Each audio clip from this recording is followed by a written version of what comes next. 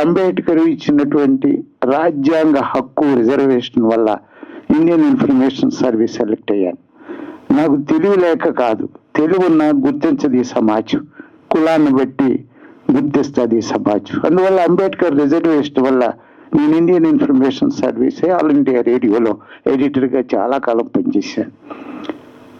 అందువల్ల మేము రిజర్వేషన్ అనుభవిస్తున్న వాళ్ళు ఇప్పుడున్న జనరేషన్ చాలా ఇబ్బందులు ఎదుర్కోవాల్సిన పరిస్థితి వస్తుంది.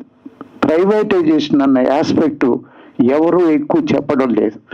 నారాయణమూర్తి, మేము ఉపన్యాసాల్లో చెప్తున్నాం, నారాయణమూర్తి గారు ఈ సినిమాలో ప్రైవేటైజేషన్ జరిగితే ఈ రాజ్యాంగ రిజర్వేషన్లన్నీ పోతాయి, మరి 160% ప్రజలు ఎవరైతే ఉన్నారో బహుజనులు వాళ్ళకి అవకాశాలు లేకుండా పోతాయని ప్రత్యేకంగా ఇందులో మరి ఆయన ఫోకస్ చేశాడు.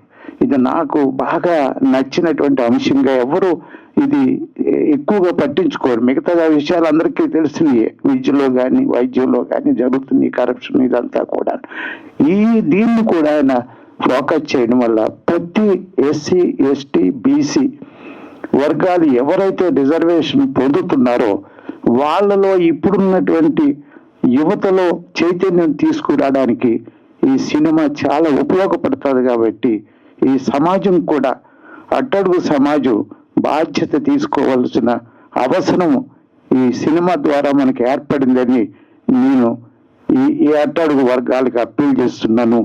మీరు చూడండి, చైతన్యం పొందండి, సమైక్యత సాధించండి, పోరాటం చేయండి, రాజ్యాంగ హక్కులు కాపాడండి. రాజ్యాంగాన్ని కాపాడవలసిన అవసరం వచ్చింది కాబట్టి మనం అంతా ఏకం కావడానికి సినిమా స్ఫూర్తినిస్తుందని నమ్ముతూ వారికి ప్రత్యేకమైన ధన్యవాదాలు ఈ సందర్భంగా తెలియజేస్తాను.